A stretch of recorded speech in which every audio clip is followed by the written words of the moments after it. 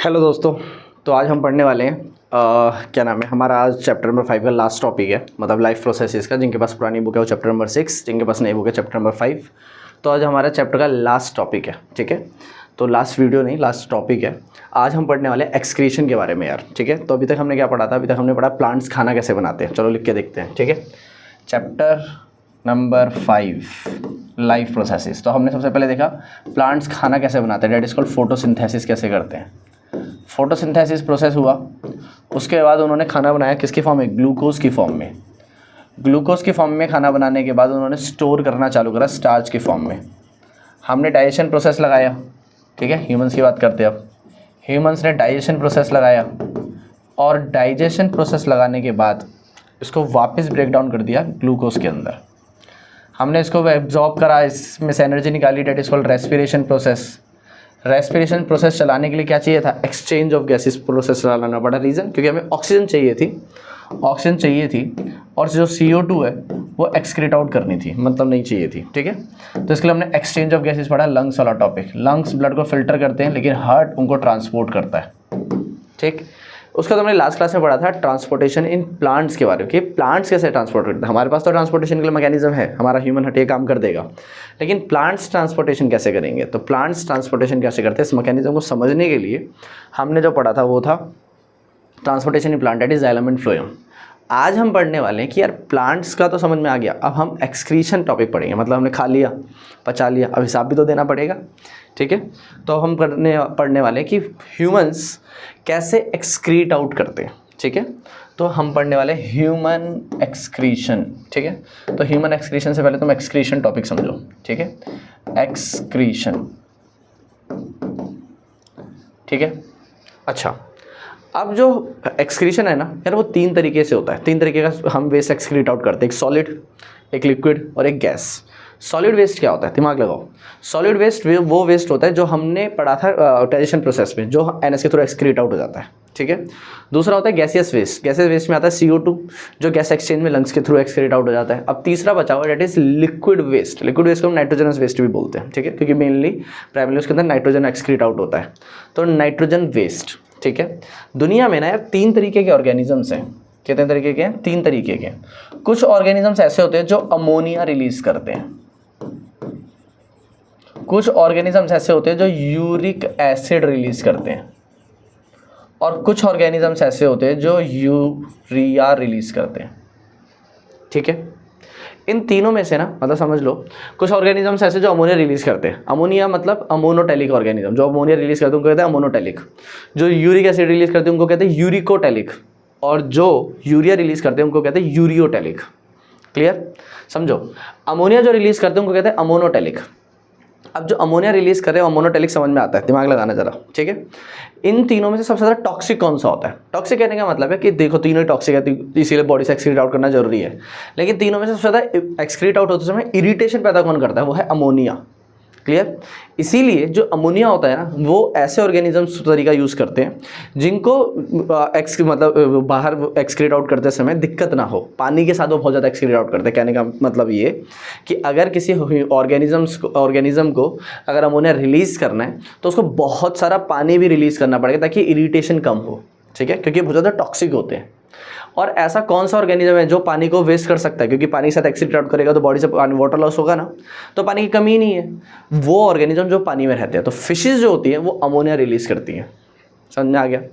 फिर आता है क्या? Uric acid. Uric acid release करते हैं बर्ड्स वगैरह, और हम ह्यूमंस क्या रिलीज करते हैं? हम ह्यूमन से रिलीज करते हैं यूरिया। इसलिए हम कौन सी कैटेगरी में फॉल करते हैं? यूरिकोटेलिक में फॉल करते हैं। क्लियर है बात? समझो जरा ध्यान से, ठीक है। अब बात आती है कि ठीक है यार भैया, ये तो समझ में आ गया। अब हम सिर्फ किसके बारे में पढ़ने वाले हैं?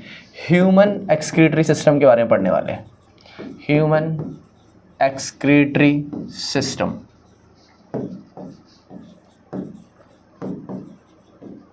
ठीक है। ह्यूमन एक्सक्रीटरी सिस्टम जो है ना यार, एक सेकेंड, ठीक है।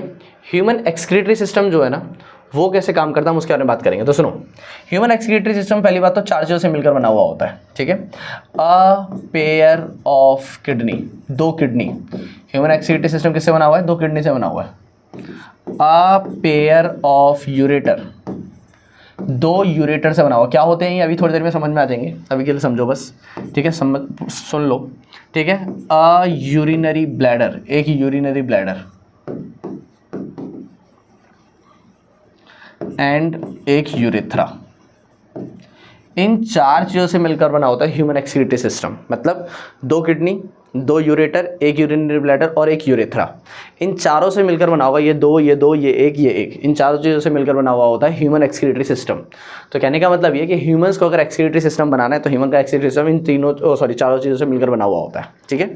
किडनी क्या होती है? किडनी पहली बात तो हमारे पास दो है, और कहाँ पे रखी होती है? हमारे एब्डोमेन एरिया में रखी है, थोड़ा सा बैक साइड, ठीक है, ऊपर नीचे होती है, लेफ्ट और राइट, ठीक है। तो हमारे यहाँ पे रखी हुई है किडनी, जो फिल्ट्रेशन में मदद करती है, ठीक है। सारा का सारा ब्लड उसके पास जाएगा, वो ब्लड को फिल्टर करेगा, उसमें से जो गंदगी निकलेगी उसको अपने पास रखेगा और बाकी काम की चीज़ों को भेज देगा वापस, और जो गंदगी है उसको एक्सक्रीट आउट कर देगा। हमें यही समझना है कि वो फिल्टर कैसे करता है और एक्सक्रीट आउट कैसे करता है, समझ में आ गया।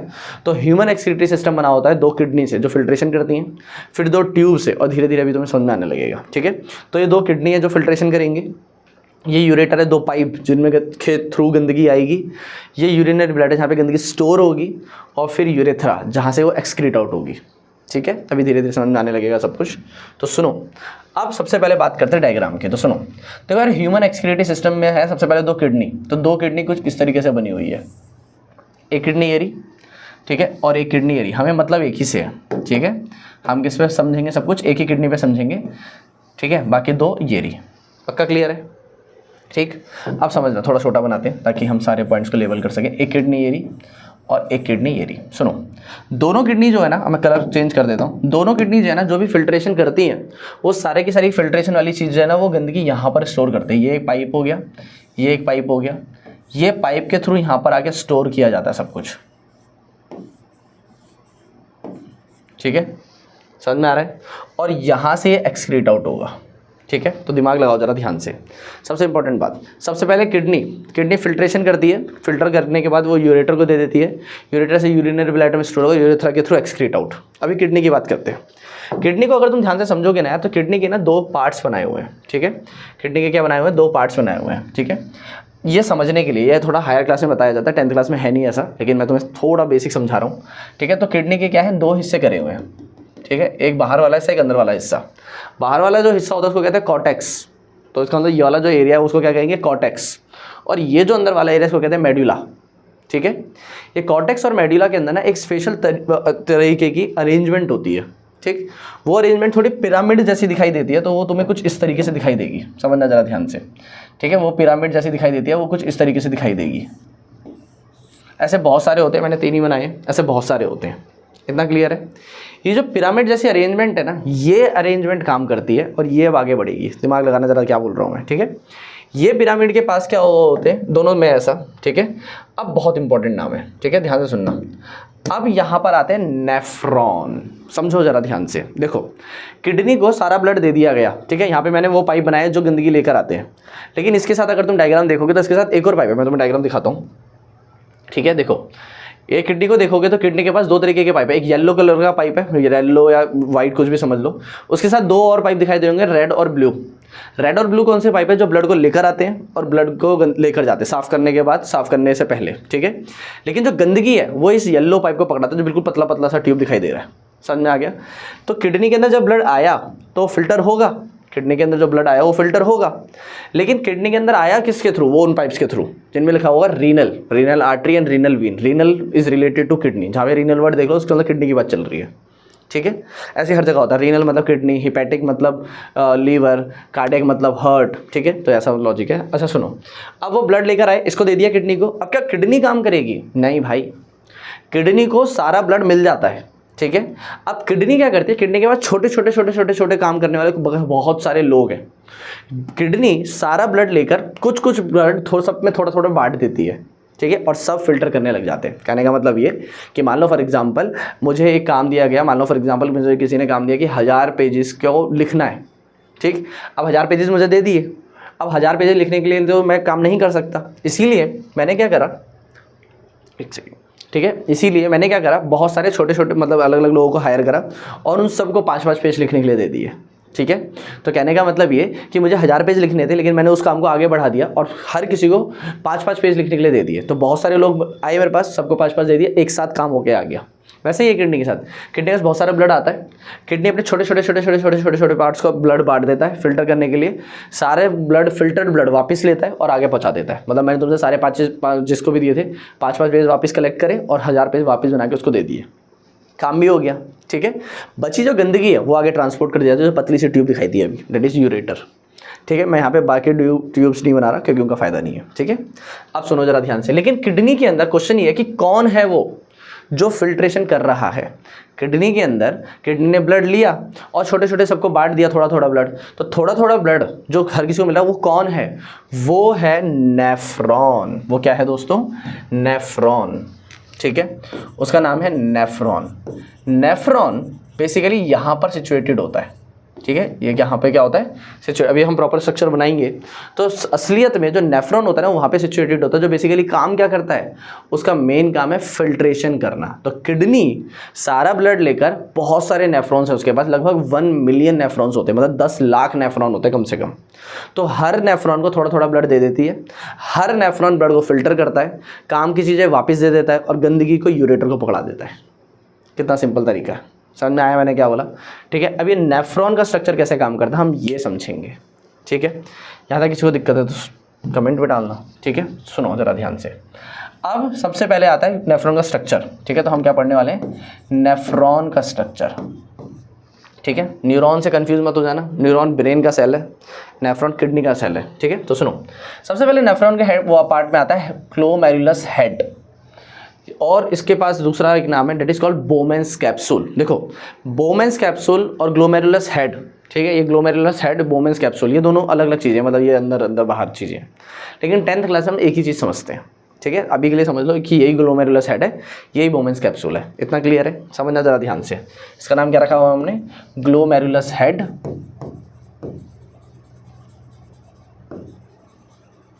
या फिर बोमेंस कैप्सूल।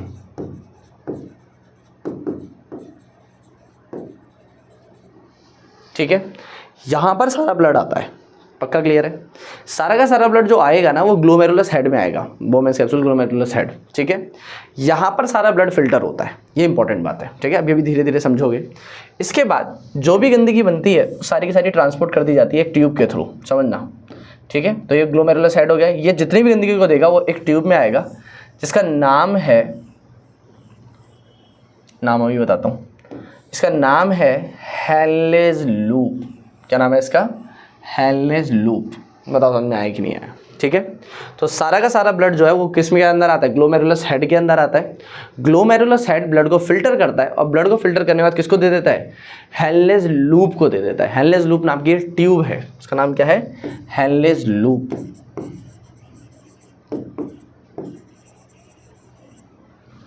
पक्का क्लियर है?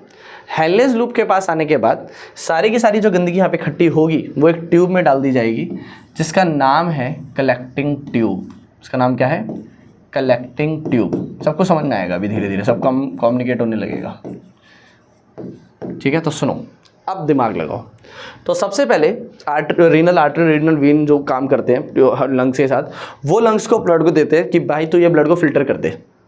लंग्स ये कहता है कि भाई ये तो बहुत, सॉरी लंग्स कह रहा हूँ, किडनी को ब्लड देते हैं फिल्टर करने के लिए। किडनी जो है वो कहते हैं तो बहुत सारा ब्लड है, तो वो अपने पास लेकर आता है और सारा ब्लड थोड़े थोड़े जो छोटे छोटे जो नेफ्रॉन्स हैं, 10 लाख कम से कम नेफ्रॉन है, हर नेफ्रॉन को थोड़ा थोड़ा ब्लड दे देता है फिल्टर करने के लिए। हर नेफ्रॉन क्या करता है? ब्लड को फिल्टर करना चालू करता है। ठीक है। अब वो कैसे करता है वही मैं बता रहा हूँ। तो सुनो, किडनी के पास ब्लड आया, किडनी ने ब्लड दे दिया नेफ्रॉन को, और नेफ्रॉन के पास ब्लड आता है ग्लोमेरुलस हेड के अंदर। ये बहुत इंपॉर्टेंट है। ठीक है। सारा का सारा ब्लड जो ग्लोमेरुलस हेड के पास आया वो सारा का सारा ब्लड ग्लोमेरुलस हेड फिल्टर करता है। इंपॉर्टेंट बात ये है कि यहाँ पर जो फिल्ट्रेशन होती है वो बहुत ज़्यादा फाइन और अल्ट्रा फिल्ट्रेशन होती है। समझो, ये जो फिल्ट्रेशन होती है बहुत ज़्यादा फाइन फिल्ट्रेशन होती है। फाइन फिल्ट्रेशन का मतलब है कि हमारा जो आरओ है ना भाई, वो इतनी फिल्ट्रेशन सोच भी नहीं सकता, इतनी ज़्यादा फाइन फिल्ट्रेशन करता है ग्लोमेरुलस हेड, मतलब नेफ्रॉन। समझ में आ गया? नेफ्रॉन की फिल्ट्रेशन के बाद क्या होता है? अब दिमाग लगाना। नेफ्रॉन की फिल्ट्रेशन के बाद होता ही है कि सारे का सारा ब्लड यहाँ पे फिल्टर होने के बाद काम की चीज़ें सारी वापस चल जाती है। कहने का मतलब ये कि ग्लोमेरुलस हेड के पास ब्लड आया, ग्लोमेरुलस हेड ने ब्लड को फिल्टर करा और वहाँ से फिल्टर्ड ब्लड वापस सारा भेज दिया जाता है। समझ में आ गया। और बची हुई जो गंदगी है, फिल्टर करने से जो गंदगी निकली है, वो सारी की सारी गंदगी किसके पास आ जाती है? हेलनेस लूप के पास आ जाती है। बताओ समझ में आया कि नहीं आया? ठीक है, अब बात आती है हेलनेस लूप की। अब हेलनेस लूप में क्या होता है? ठीक है, हेलनेस लूप के पास ना अलग अलग पार्ट हैं यार। ठीक है, अब दिमाग लगाओ। तो जो भी फिल्टर चीज़ आई है वो हेलनेस लूप के पास आई है। हेलनेस लूप के पास अलग अलग पार्ट है, क्योंकि ये पूरा जो पार्ट है इसके अलग अलग नाम दिए हुए हैं। ठीक है, तो कॉम्प्लिकेटेड नेम है, जैसे DCT distal convoluted tubule, PCT proximal convoluted tubule. तो अगर तुम ध्यान से देखोगे तो मैंने तो यहीं पर कॉन्वोल्यूटेड मतलब घुमा हुआ बहुत ज़्यादा, तो यहीं पर बनाया। लेकिन अगर तुम ध्यान से देखोगे तो यहाँ पर भी घूमी हुई है ट्यूब, मैंने वो नहीं बनाया। वहाँ पर जो हिस्सा होता है उसका नाम होता है PCT proximal convoluted tubule. Tubule मतलब ट्यूब, कॉन्वोल्यूटेड मतलब बहुत ज़्यादा घूमी हुई, और प्रॉक्सिमल मतलब ग्लोमेरुलस हेड के पास में। तो यहाँ पर जो घुमा हुआ पार्ट है ना हेलनेस लूप का, उसको कहते हैं, हेलनेस लूप है पूरा, हेलनेस लूप के अलग अलग नाम दिए हुए हैं। तो उसका नाम है PCT। ये दूर की तरफ घुमा हुआ है, इसलिए इसका नाम है DCT डिस्टल मतलब दूर, डिस्टल कॉन्वोल्यूटेड ट्यूब्यूल। P मतलब पास में, D मतलब दूर। इतना क्लियर है? उसके बाद दूसरा जो नाम है वो है इसका दिमाग लगाना। ठीक है, कहाँ गए हम? ठीक है, अच्छा, इसके बाद आ गया अब इसके नाम देने। तो यहाँ पर और भी नाम दिए हुए हैं, जैसे कि यहाँ पे और नाम दिए हुए हैं ACT, ये है, तो इसका नाम बड़े से छोटे की तरफ है, तो इसका नाम है DCT। अब वो वाला DCT नहीं है, वो डिस्टल कॉन्वोल्यूटेड ट्यूब्यूल, इसका नाम क्या नाम है? Descending collecting tube. और इसका नाम हमने रखा हुआ है ACT असेंडिंग कलेक्टिंग ट्यूब। समझ में आया मैंने क्या बोला? तो क्या नाम है? दूर की कलेक्टिव, नीचे की तरफ आती हुई कलेक्टिंग ट्यूब और ऊपर की तरफ जाती हुई कलेक्टिंग ट्यूब। बताओ समझ में आया कि नहीं आया? पक्का क्लियर? अब दिमाग लगाना ज़रा ध्यान से। ठीक है, अब दोबारा बोल रहा हूँ मैं, जितनी भी सारी चीज़ें फिल्टर हुई थी वो सारा पहले तो फिल्टर होने के लिए किसके पास आया? लंग्स के पास, उसके पास आया, किडनी के पास आया। किडनी ने सब कुछ जितना भी ब्लड आया उसको पास कर दिया अलग अलग नेफ्रॉन्स के पास। नेफ्रॉन्स के पास आया ग्लोमेरुलस हेड के पास। याद रखना, ग्लोमेरुलस हेड ब्लड को फिल्टर करता है और यहीं से वापस भेज देता है। मैं बहुत इंपॉर्टेंट बोल रहा हूँ कि ग्लोमेरुलस हेड ना ब्लड को आगे नहीं भेजता, यहीं पर फिल्टर करके यहीं से ब्लड को भेज देता है। गंदगी को वो ट्रांसफ़र करता है हेलनेस लूप में। समझ में आ गया? अब हेलनेस लूप की इतनी ज़्यादा ट्यूब लंबी का फ़ायदा क्या है? तो सुनो, जब हेलनेस लूप के अंदर से कोई चीज़ जारी होती है ना, मान लो हेलनेस लूप है, इसमें से कोई चीज़ जारी है या फिर ऊपर की तरफ जा रही है, तो हेलनेस लूप में से, तो हेलनेस लूप क्या करता है? काम की चीज़ों को रीएब्जॉर्ब करता है। मतलब देखो, जो ग्लोमेरुलस हेड है, मैंने भी बताया, RO से भी अच्छा फिल्टर करता है। ठीक है, ये इतनी फाइन फिल्ट्रेशन करता है यार कि ये ना काम की चीज़ों को भी ना ये वेस्ट समझ के निकाल देता है। ठीक है, इस चक्कर में अगर ऐसा ही होता रहा तो काम की चीज़ें तो बहुत ज़्यादा वेस्ट होगी बॉडी से। इसीलिए ये सारी गंदगी समझ के जो आती है हेलनेस लूप के अंदर, हेलनेस लूप क्या करता है? उनको रीचेक करता है। अगर वो कोई काम की चीज़ है, अगर वो काम की चीज़ है तो क्या होगा? जो भी चीज़ नीचे जा रही होगी उसकी जो दीवार है उसके काम की चीज़ों को रीएब्जॉर्ब करने लगेगी। तो मतलब गंदगी नीचे जा रही है और उसमें जो काम की चीज़ रीएब्जॉर्ब होने, काम की चीज़ मतलब अलग अलग तरह के शुगर, अलग अलग तरह के अमाइनो एसिड्स, अलग अलग तरह के प्रोटीन मॉलिक्यूल्स, अलग अलग तरह के आयंस, अलग अलग वाटर मॉलिक्यूल, जो भी काम का लगता है ना इसको, जो भी आपके बॉडी में कम हो सकता है या फिर कमी है जिस चीज़ की, उस चीज़ को वापस क्या करते हैं? इसकी दीवारें रीएब्जॉर्ब करने लग जाती है। तो गंदगी नीचे जा रही है और काम की चीज़ें दीवारें रीएब्जॉर्ब करती हुई जा रही है। ऐसा ही ऊपर जाते समय होता है। क्लियर है बात? अलग अलग पार्ट में अलग अलग चीज़ें रीएब्जॉर्ब होती है, इसलिए इतनी लंबी ट्यूब है। अब धीरे धीरे करके जो भी चीज़ें जा रही होती हैं इसके अंदर से, वो सारी की सारी चीज़ें क्या होंगी? धीरे धीरे ट्रांसपोर्ट होंगी, यहाँ से यहाँ पर, यहाँ से यहाँ पर, ऐसे करते हुए ट्रांसपोर्ट होंगी और ट्रांसपोर्ट होते होते यहाँ पर आ जाएगी। और ये ट्रांसपोर्ट होके सीधा कहाँ पे जाके गिरेगा? यहाँ पे भी रीएब्जॉर्प्शन चलता है। ये सारी की सारी चीज़ें कहाँ पे जाके गिरेंगी? कलेक्टिंग ट्यूब के अंदर जाके गिरेगी। बताओ समझ में आया कि नहीं आया? ठीक है, तो जितनी भी काम की चीज़ें आई हैं वो सारी की सारी चीज़ें कहाँ पे जाके गिरेंगी? कलेक्टिंग ट्यूब में जाके गिरेंगी।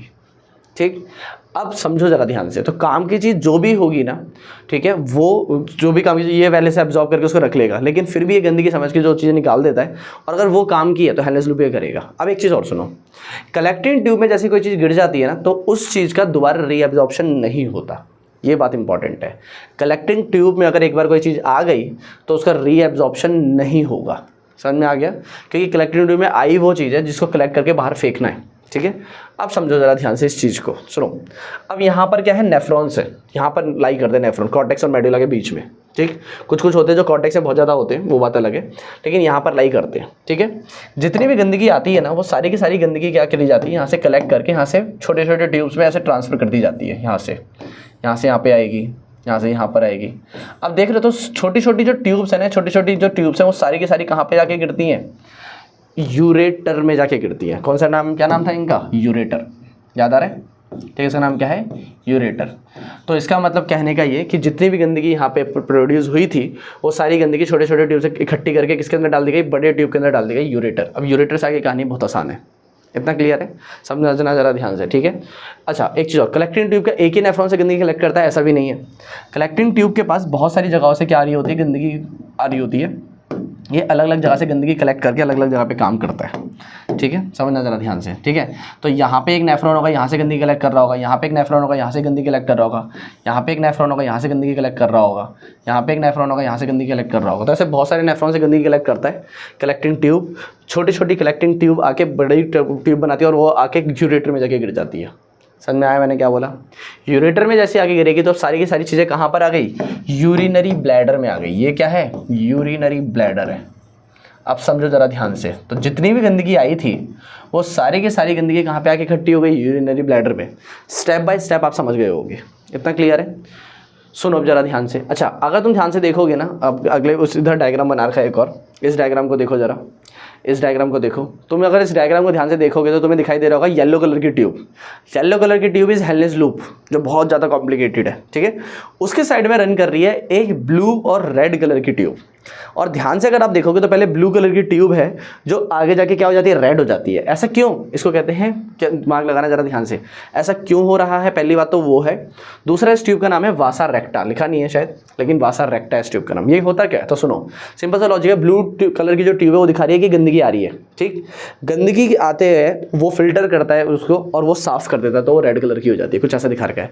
यहाँ पे काउंटर करंट मैकेनिज्म चलता है जो 11th क्लास में तुम जाके अगर तुमने बायो ली तो वहाँ पे तुम पढ़ोगे, तो अभी इतना ज़्यादा डीप जाने की जरूरत नहीं है। सारी गंदगी किसके पास आ गई है, हेलनेस लूप से कलेक्टिंग ट्यूब में इकट्ठी हो गई है।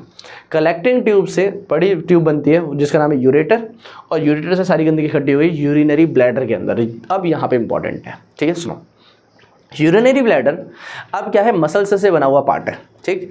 अब जैसे से बहुत ज़्यादा दिक्कतें होंगी, दिमाग लगाना, जैसे जैसे क्या होने लगेगा, इसके अंदर यूरिन फिलअप होने लगेगा, वैसे वैसे धीरे धीरे एक्सपेंड करने लगेगा, क्योंकि मसल से बना हुआ पार्ट है। तो धीरे धीरे क्या करेगा, एक्सपेंड करेगा।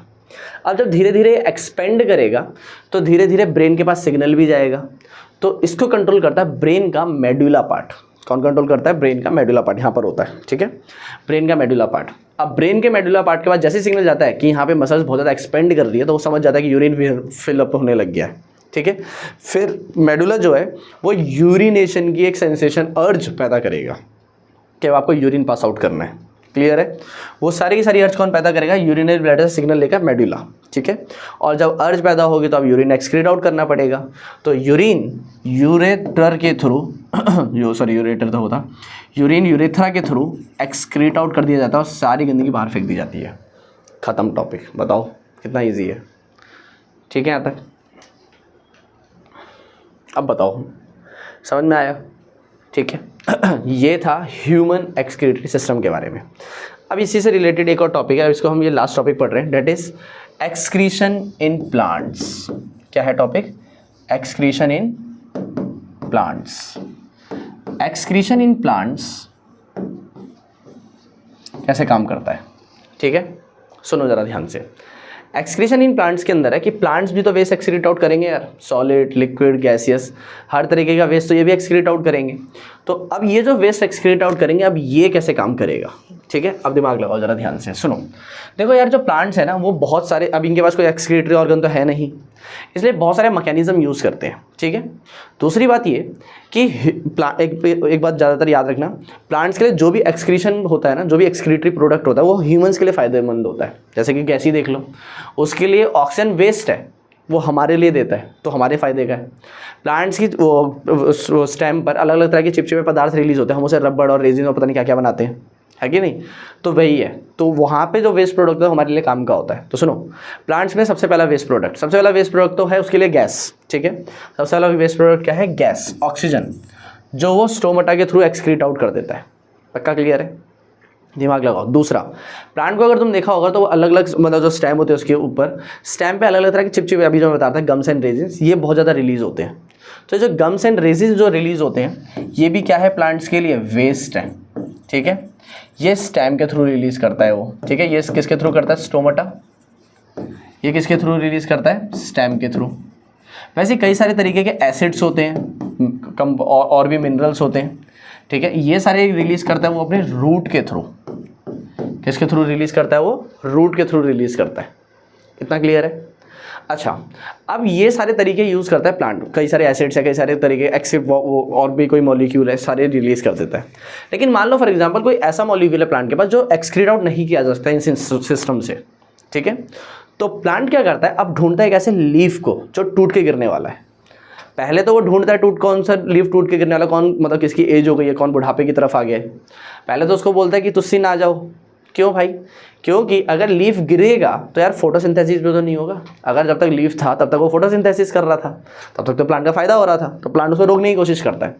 लेकिन अब वो जब बुढ़ापे की एज पे आ गया है तो वो फोटोसिंथेसिस भी करना कम कर देगा, बंद कर देगा। तो प्लांट चाहता है कि इसका क्या ही फायदा है। तो प्लांट क्या करता है, जो इन सब तरीकों के थ्रू वेस्ट एक्सक्रीट नहीं कर पाता, वो सारा वेस्ट इकट्ठा करके उस लीफ को पकड़ा देता है कि अब तो भाई जा ही रहा है तो मेरा ये भी काम कर दे। देख रहे हो कितना दिमाग वाला काम है, समझ रहे हो? तो ये भी एक तरीका यूज़ करता है प्लांट्स। तो इन सब तरीकों के through plants waste excrete out करते हैं और इस तरीके से मैकेनिज्म काम चलता है। समझ में आया कि नहीं आया बताओ? क्लियर है? ठीक है। यहाँ पर ख़त्म होता है चैप्टर नंबर 5। बहुत लंबा चैप्टर था, कोई बात नहीं, ठीक है। चैप्टर नंबर 5, ठीक है। अब जो चैप्टर नंबर 5 हमने करा है ना यार इस वीडियो में, और इसके अगर आए डाउट्स और लगा मुझे कि डाउट्स की दिक्कत है तो हम इसकी क्वेश्चन की एक और वीडियो बना लेंगे। लेकिन इस वीडियो में आपको क्वेश्चंस मिल जाएंगे करने के लिए, ठीक है। और इसमें आपको मिल जाएंगे क्वेश्चंस अपडेट हो जाएंगे, ठीक है। तो अगर अभी नहीं मिलेंगे तो अभी MCQs तो मिलेंगे ही मिलेंगे। इस वीडियो के डिस्क्रिप्शन में MCQs ट्राई करो, और अभी कुछ टाइम बाद देखोगे, मतलब आज वीडियो आ रही है जैसे अब, ठीक है, जो चल रही है ख़त्म होगी, इसके बाद अगले दिन मतलब कल तुम देखोगे वीडियो में तो तुम्हें क्वेश्चंस का भी मिल जाएगा एक PDF। तो क्वेश्चंस ट्राई करो, और ज़्यादा क्वेश्चंस ट्राई करने तो बुक का भी लिंक है, बुक खरीदो, उसमें नोट्स भी मिलेंगे, कंप्लीट नोट्स। अच्छा, ये सारी जो लेक्चर्स है मैं टेलीग्राम पे अपडेट करता रहता हूँ, ठीक है। तो क्लास में जो मैं पढ़ा रहा हूँ वो टेलीग्राम पे अपलोड हो जाता है, टेलीग्राम का भी लिंक है डिस्क्रिप्शन में, ठीक है। तो तुम्हें अगर कोई बुक, वो जो बुक है उसमें अलग से मैं एक वीडियो बना दूँ उसके क्या फ़ायदे हैं, लेकिन उसमें तुम्हें कंप्लीट नोट्स मिल जाएंगे बिल्कुल जैसे तुम पेपर में कर सकते हो, और मल्टीपल क्वेश्चंस 100-150 मतलब जितने भी क्वेश्चन है चैप्टर से रिलेटेड वो क्वेश्चंस मिल जाएंगे, ठीक है।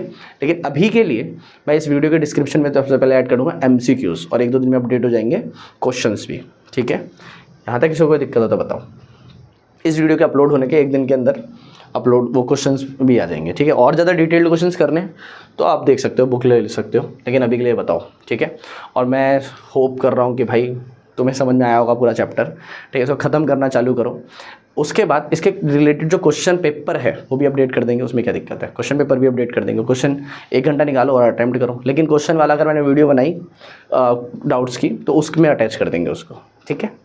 चलो मिलते हैं यार, ठीक है। अब तुम्हें समझ में आ ही गया होगा पूरा। किसी को कोई दिक्कत होगी इन सब में तो बताना मुझे, ठीक है। चलो bye bye, good luck with this chapter.